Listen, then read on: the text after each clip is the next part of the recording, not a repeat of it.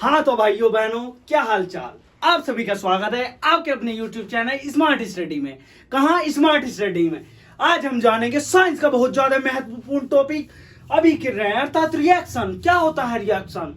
Reaction के बारे में समझेंगे, जो कि ग्रुप डी आरआरबी टेक्निकल जो एनटीपीसी के एग्जाम चल रहे हैं, समय के क्वेश्चन 100% बन दे रहा है भाई, और बच्चों को पता भी नहीं है कि क्या होता है। इससे साइंस से कभी भी भागो मत, साइंस बहुत हल्की चीज है, बहुत ही ज्यादा है। वो तो टब बना रखा है यार, क्या क्या हुआ हुआ उड़ा रखा हुआ। जैसे कुछ मास्टरों को ही पढ़ाने का तरीका ऐसा है कि बच्चे के समझ नहीं आता, ऊपर से निकल जाता है और बालक फिर पढ़ने की कोशिश नहीं करता। जैसे पढ़ा रहे मास्टर की बालक लिखो जल्दी, एफ बराबर एम ए, एफ बराबर एम ए, एफ बराबर एम ए, ए बराबर हो गया त्वरण, ए बराबर त्वरण, एम बराबर हो गया बच्चों द्रव्यमान, एम बराबर द्रव्यमान। तो बच्चों को पता नहीं द्रव्यमान क्या होता है, मास्टर ने लिखवा दिया। द्रव्यमान क्या होता है बच्चे को नहीं पता, और त्वरण नहीं पता त्वरण क्या होता है।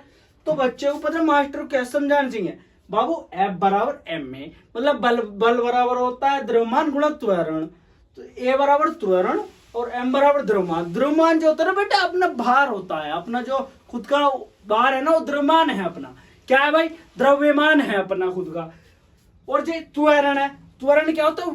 त्वरण होता है वेग परिवर्तन की दर को त्वरण कहते हैं। वेग परिवर्तन, उदाहरण बताता हूं मैं। जैसे आप मोटरसाइकिल चलाते हो, ढाई ढाई, पहले 20 की स्पीड रखते हो, फिर ढाई मारते हो 100 की, 20 से 100 की, तो बीच में जो वो है ना वेग में परिवर्तन जो हुआ, उसे ही कहते हैं त्वरण, उसे त्वरण कहते हैं भाई। है ना, है लॉजिकल बढ़िया चीज त्वरण।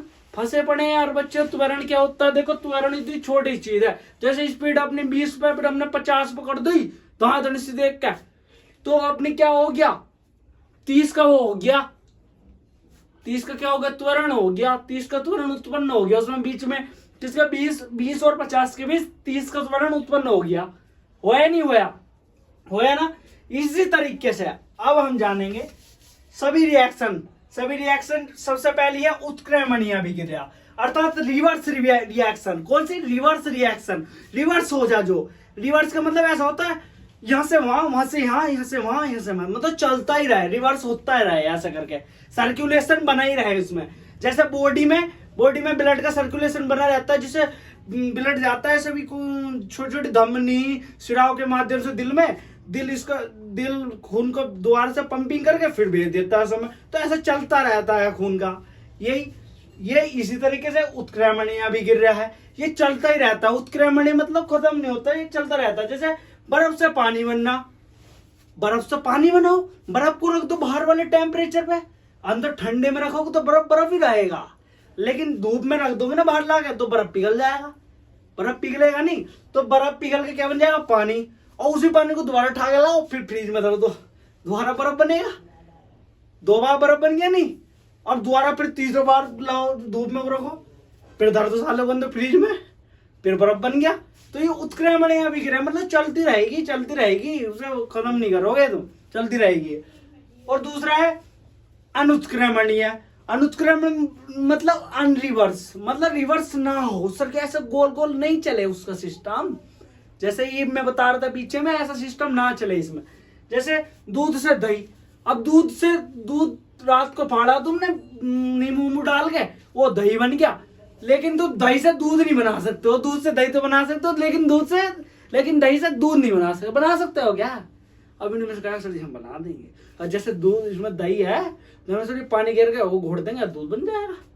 मैं खचरो, ऐसा थोड़ी बनेगा, नहीं ना बनेगा, वो प्योर नहीं बनेगा। वो रहेंगी उसमें डली सी छोटी छोटी, लेकिन प्योर नहीं बन पाएगा वो। और तीसरी जो है रिएक्शन, वो है उष्माक्षेपी अभिक्रिया। कौन सी भाई? उष्माक्षेपी का मतलब होता है उष्मा को निकाल दे, जो अपने अंदर से उष्मा को निकाल दे, वो उष्माक्षेपी है। उष्मा को अपने अंदर से निकाल दे। जैसे लकड़ी को आग में हम जला दे, तो उसमें से उष्मा निकलेगी कि अंदर आएगी उष्मा? उसमें निकलेगी ना मेरे भाई।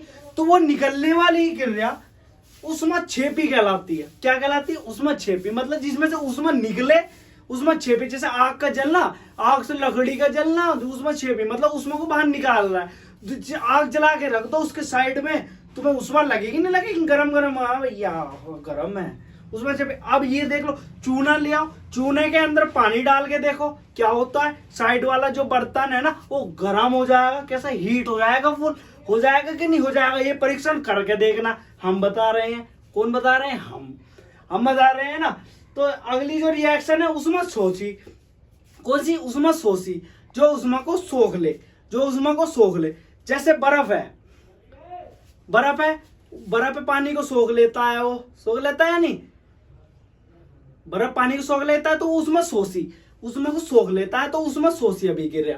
ठीक है, अगला है विस्थापन अभिक्रिया। विस्थापन का मतलब इसका क्रम चेंज हो जाए, यू इसमें चला जाए, दूसरा इसमें आ जाए, ये वाला दूसरे में चलेगा, मतलब क्रम चेंज हो दोनों का, वो विस्थापन अभिक्रिया। इंग्लिश में कहते हैं डिस्प्लेसमेंट। क्या कहते हैं भाई? डिस्प्लेसमेंट। क्या कहते हैं मेरे भाई? डिस्प्लेसमेंट। क्या कहते हैं? डिस्प्लेसमेंट। अंग्रेजी में विस्थापन अभिक्रिया डिस्प्लेसमेंट। जैसे यो जिंक प्लस सल्फ्यूरिक अम्ल, क्या है यो? जिंक। क्या है मेरे भाई? जिंक। और यो क्या है? सल्फ्यूरिक अम्ल। क्या है? सल्फ्यूरिक अम्ल। सल्फ्यूरिक अम्ल है ना। तो बाबू देखिए इसने क्या किया, ये जिंक है ना, इसका तो क्रम चेंज कर दे, इससे अगर हटो अच्छा तुम हाइड्रोजन तुम लिए बैठो हमने सल्फ्यूरिक अम्ल को, अब हम रहेंगे इसके साथ। ये कहता चलो चलो जाओ तो हाइड्रोजन इससे कमजोर पड़ गया, कमजोर पड़ा नहीं, तो ये बन गया जिंक सल्फेट।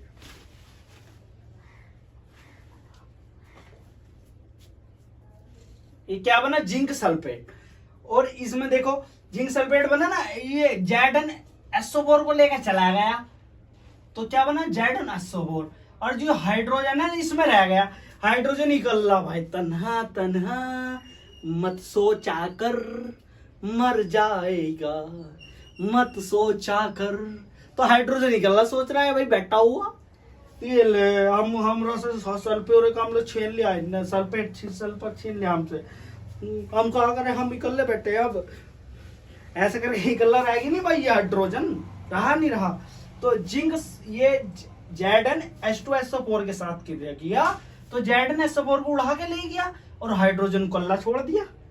तो ये एक मतलब एक ही विस्थापन होना इसमें, तो ये कहलाती है विस्थापन अभिक्रिया अर्थात डिस्प्लेसमेंट। और दूसरा है द्वितीय विस्थापन, जो दो आदमी कर ले विस्थापन, पहला दूसरे से, दो आदमी, मैं हूं दो और दो और हैं, तो मैं तो पहले वाले से कर लूं और दूसरा दूसरे वाले से कर रहा है, एक्सचेंज, तो वो द्वितीय विस्थापन। इसी तरीके से द्वितीय विस्थापन मतलब डबल डिस्प्लेसमेंट। जैसे NaCl है, NaCl है और ये AgNO3 है।